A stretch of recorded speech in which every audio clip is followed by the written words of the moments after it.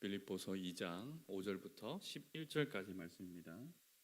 너희 안에 이 마음을 품으라. 곧 그리스도 예수의 마음이니 그는 근본 하나님의 본체시나 하나님과 동등됨을 취할 것으로 여기지 아니하시고 오히려 자기를 비워 종의 형체를 가지사 사람들과 같이 되셨고 사람의 모양으로 나타나사 자기를 낮추시고 죽기까지 복종하셨으니 곧 십자가에 죽으심이라. 이러므로 하나님이 그를 지극히 높여 모든 이름 위에 뛰어난 이름을 주사 하늘에 있는 자들과 땅에 있는 자들과 땅 아래에 있는 자들로 모든 무릎을 예수의 이름에 꿇게 하시고 함께요 모든 입으로 예수 그리스도를 주라 시인하여 하나님 아버지께 영광을 돌리게 하셨느니라. 아멘. 오늘은 감탄복음 6번째 시간 사랑의 통치자께 감탄하라 라는 제목으로 하나님 말씀을 전하겠습니다. 하나님의 행하심, 하나님의 우리를 위하여서 베풀어 주신 그 사랑 그리고 그 은혜에 매일매일 순간순간마다 좀 감탄이 터져 나오시나요?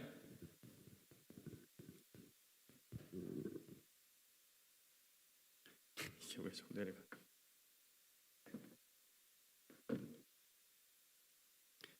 우리가 감탄하지 못함은 우리의 마음이 많이 묻어져 있기 때문이라고 첫 시간에 말씀드렸죠. 그래서 우리의 그런 영적인 민감함들이 계속해서 우리의 가운데 깨어나야만 하나님의 그 행하심과 그 역사하심을 보고 또 동행하심을 느끼며 우리가 하나님께 감탄하실 수 하면서 삶을 살 수 있습니다. 그래서 오늘은 우리를 통치하시는 그 예수님, 그 통치하심이 얼마나 감탄스러운지 한번 살펴보도록 하겠습니다. 우리의 선한 목자이신 예수님께서 우리를 위하여서 우리의 죄를 대신 뒤집어 쓰셨죠. 우리가 받아야 될 벌을 십자가에서 대신 받으시고 죽으셨습니다.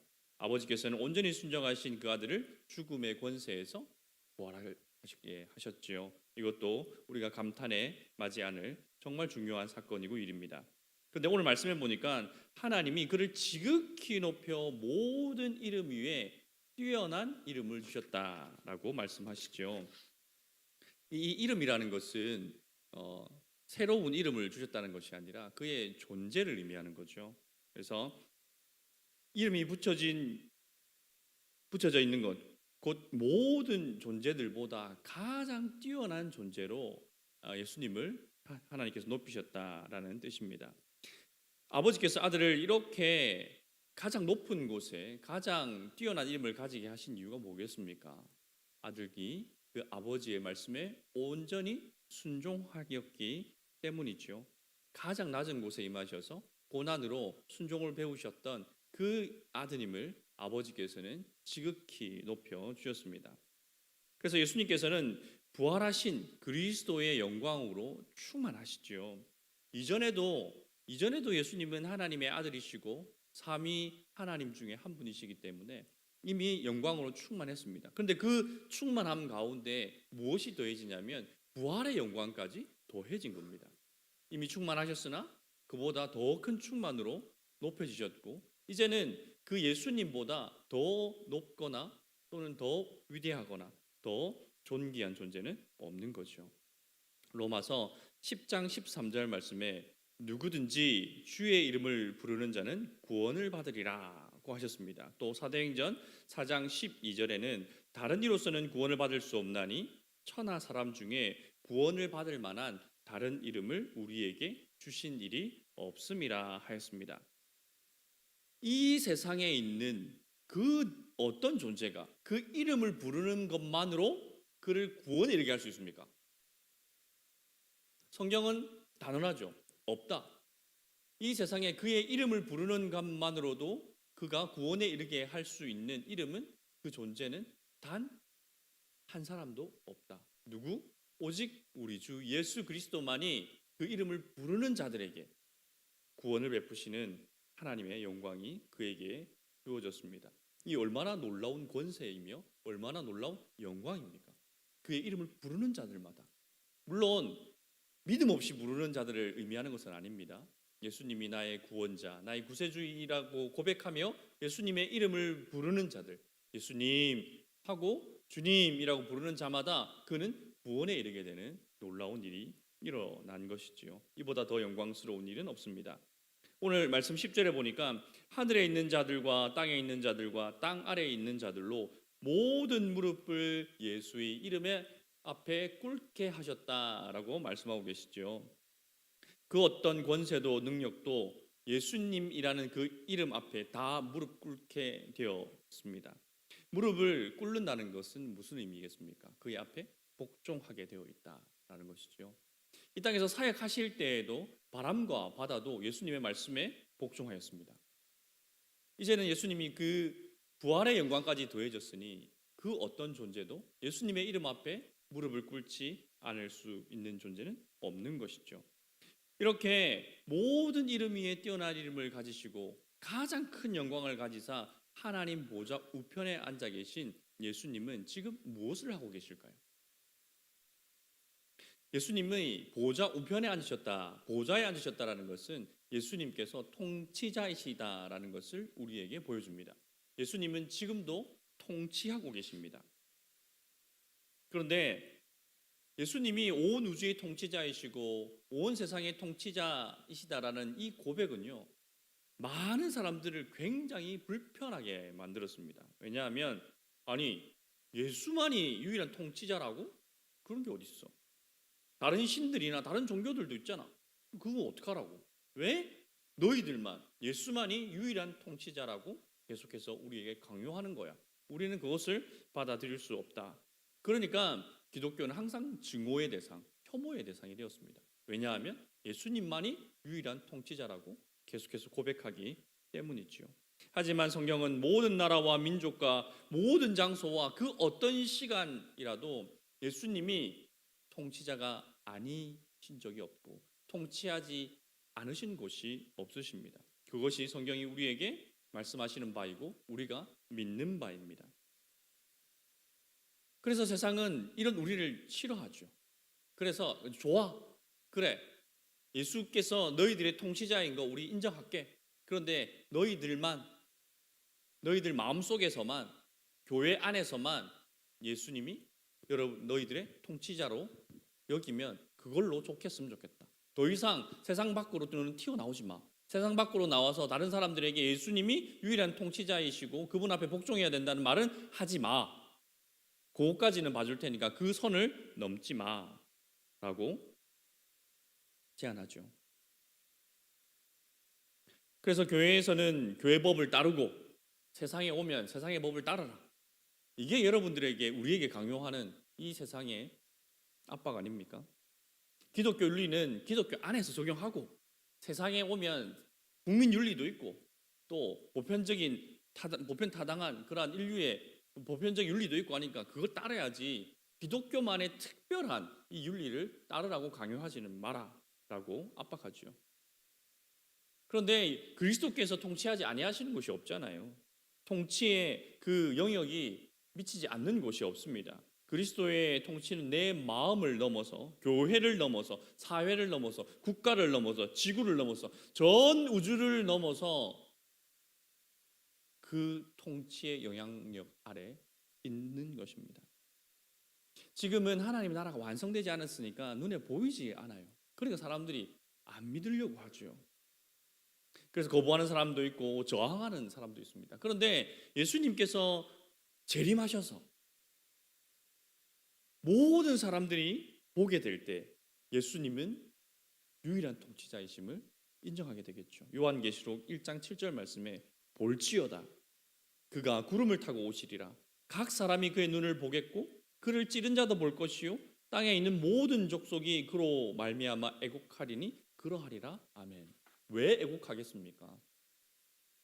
예수님이 유일한 통치자이심을 거부했던 사람들이 정말 온 우주의 통치자로서 마지막 통치자로서 임재하시는 것을 바라볼 때에 그간 믿지 않고 그간 따르지 않았던 것들에 대하여서 벌받을 걸 생각하니까 그러니까 애곡하고 또 슬피 울 수밖에 없는 것이죠. 그리고 그때는 그들의 저항과 불순종에 대해서 반드시 대가를 치르게 될 것입니다. 반대로 예수님이 유일한 통치자이시고 온 우주의 통치자이심을 인정하고 그분 앞에 복종했던 이들에게는 하나님께서 상급을 주실 것입니다. 하나님의 나라에서 영생을 누리게 하실 뿐만 아니라 이 땅에서 우리가 하나님 앞에 행하였던 그 모든 복종들이 하나님의 기쁨이 되고 하나님의 영광이 되었던 우리의 모든 것들에 대하여서 하나님께서 우리에게 가장 좋은 것으로 갚아 주실 것입니다. 그래서 그리스도인이라고 하는 것은 그리스도의 통치를 기뻐하는 사람들이에요. 예수님의 통치는 이 세상의 통치와 다릅니다. 예수님의 통치는 사랑의 통치예요. 예수님의 권세는 가장 강력하고 그 무엇도 어떤 것도 대적할 수 없지만 가장 큰 권세이고 가장 큰 권력이지만 그러나 예수님께서는 그 권력을 자기 마음대로 휘두르지 않으십니다. 아니 한편으로 자기 마음대로 휘두른다 할지라도 그 마음이 어떤 마음이라고요? 우리를 향하신 사랑의 마음이에요. 예수님의 통치는 사랑의 통치입니다. 우리를 향하신 예수님의 사랑의 실현, 실천, 실행이 바로 예수님의 통치인 것이지요. 골로새서 1장 13절 말씀에 그가 우리를 흑암의 권세에서 건져내사 그의 사랑의 아들의 나라로 옮기셨으니 라고 말씀하시거든요. 예수님의 통치는 예수님의 나라, 하나님의 나라는 사랑의 나라예요. 사랑의 나라라는 거 표현한 이유가 뭐겠습니까? 사랑으로 통치하시니까. 사랑으로 통치하시니까 그 나라가 사랑의 나라가 되는 것이지요. 이 사랑이 가장 찬란하게 드러나는 곳이 어디입니까? 십자가 위에서. 예수님의 통치에 그 사랑의 통치에 가장 찬란하고 아름다운 실천의 장소는 바로 십자가였습니다. 십자가의 죽으심으로 세상 사람들은 그리스도께서 예수께서 실패했다라고 생각했습니다. 저 사람 실패했네. 뭔가 해보려고 하더니 우리도 뭔가 저 사람이 뭔가 이룰 줄 알았더니 아니 뭐야 십자가에 달려 그냥 죽잖아. 실패했다고 생각했습니다. 근데 아니죠. 예수님의 통치는 십자가에서 완성되는 겁니다. 그것이 사랑의 통치이기 때문에 십자가에서 완성되는 것이죠. 그 십자가가 우리를 향하신 사랑의 절정이었기 때문에 그렇습니다. 그래서 십자가에 흐르는 피는 우리를 향하신 그 예수님의 사랑의 증표입니다.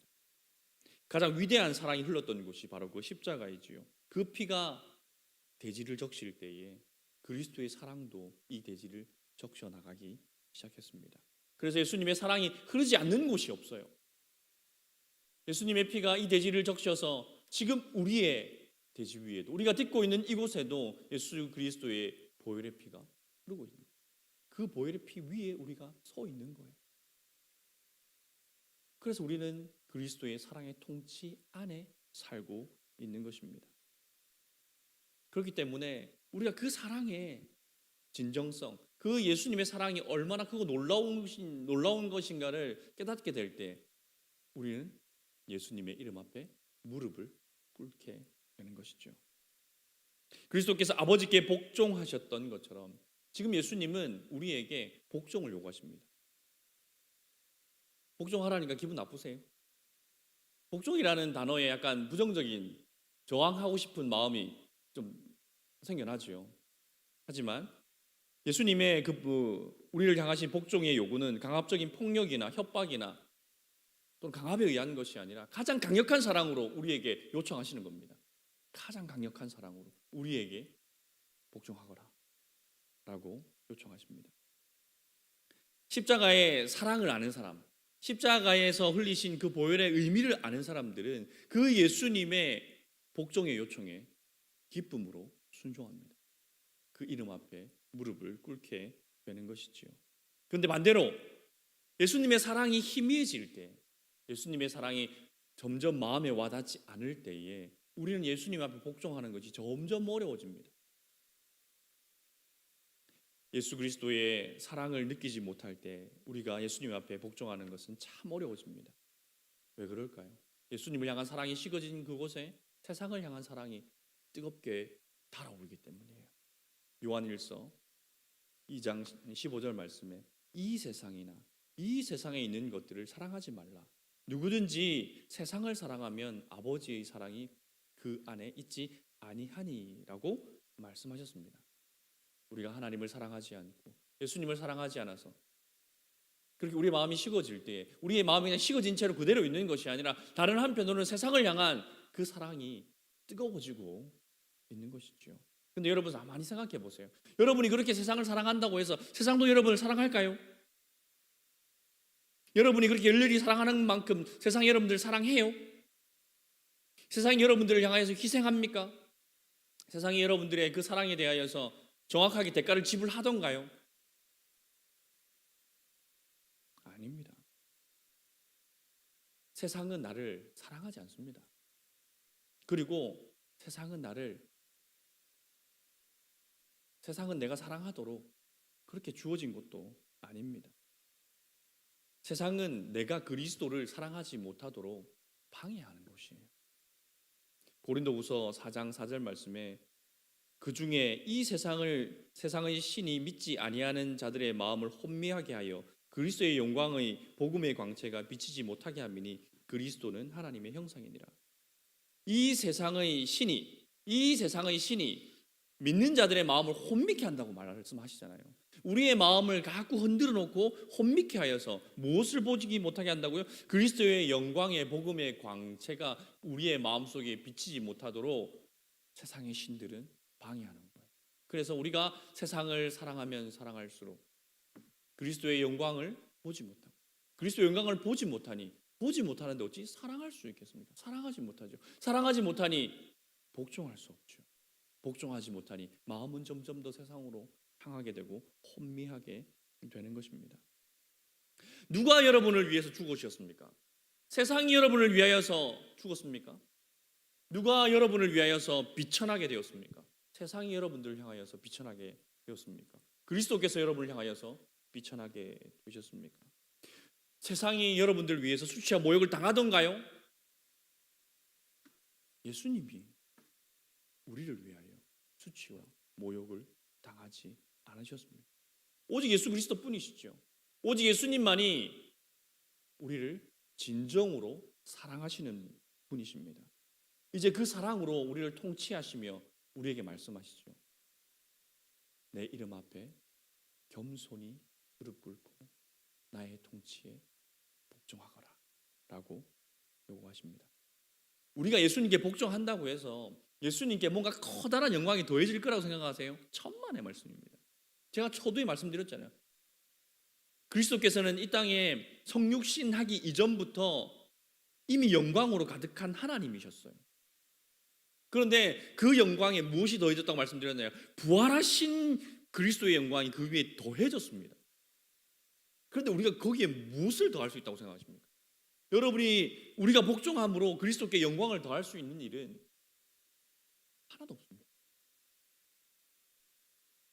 그런데 왜 그리스도께서 우리에게 복종하라고 말씀하시겠습니까? 왜냐하면 우리가 그리스도께 복종할 때에 우리를 향하신 그리스도의 사랑이 증진되기 때문에, 내가 그리스도께 복종할 때에 나는 그리스도의 사랑을 느낄 수 있기 때문이에요. 내가 복종할 때에 하나님의 은혜를 더 누릴 수 있기 때문에 우리에게 복종을 요구하시는 것입니다. 예수 그리스도의 사랑이 의심이 되셔서 복종하기 어려우신가요? 그리스도의 피가 아직도 이 땅을 적셨던 그 피가 아직도 증언하고 있지 않습니까? 그리스도의 사랑에 대해서 의심하시는 분은 아무도 없을 것입니다. 의심하지 않는다면 의심 없이 복종합시다. 복종하면 복종할수록 우리는 그 사랑을 더 깊이, 더 많이, 더 넓게 느끼게 될 것입니다. 예수님의 통치는요, 우리를 향하신 하나님의 사랑의 실천입니다. 실행이죠. 예수님께서 우리를 사랑하지 않으신다면 우리를 뭘 하려고 복종하라고 말씀하시겠습니까? 그냥 내버려 두면 되지. 세상을 사랑하고 세상 속에서 살아가라고 그냥 내버려 두면 되죠. 그러다가 주님 오실 때에 우리가 행한 그 죄에 대하여서 벌을 받게 하면 그만이죠. 그런데 왜 우리에게 끊임없이 복종하라고 말씀하십니까? 그것이 바로 우리를 향하신 예수님의 사랑의 증거이기 때문에, 우리를 사랑하고 계신다는 증거이기 때문입니다. 그래서 예수님께서는 끊임없이 우리에게 복종을 요구하시고, 때로는 왜 이렇게 나를 쥐잡듯이 잡으시려고 하는 거지? 라는 마음이 들 때, 우리는 오히려 예수님이 정말 나를 사랑하시는구나 라고 생각해야 하는 거예요. 그리고 예수님을 향한 복종이 점점 어려워지고 힘겨워지고, 복종하는 것보다 복종 안 해야 하는 것이 더 기쁘고 즐거움이 된다면 우리는 굉장히 위험한 상태에 빠져 있다라는 신호이고 표지입니다.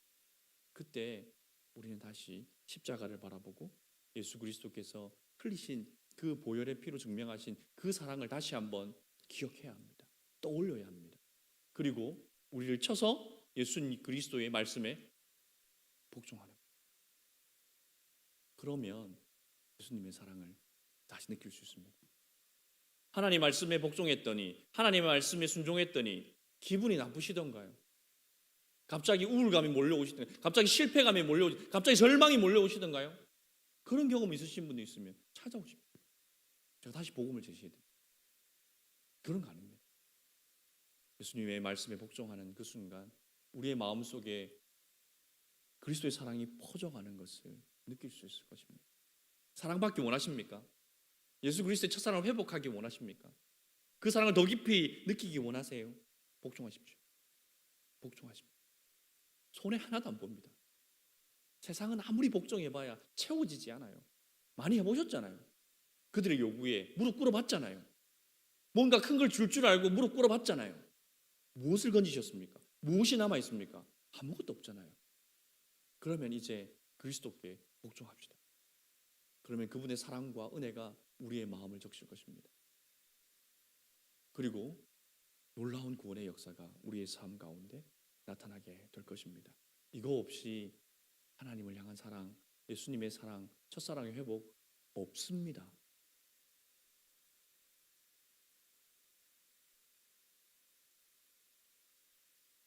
주님께서 요구하시는, 각자에게 요구하시는 복종의 내용들이 다를 거예요. 무엇을 요구하시는지, 무엇을 포기하라고 하시는지, 무엇을 취해라고 하시는지, 그 세미한 음성에 귀 기울이시고 복종하시는 여러분들이 되시기를 주님의 이름으로 축원드립니다.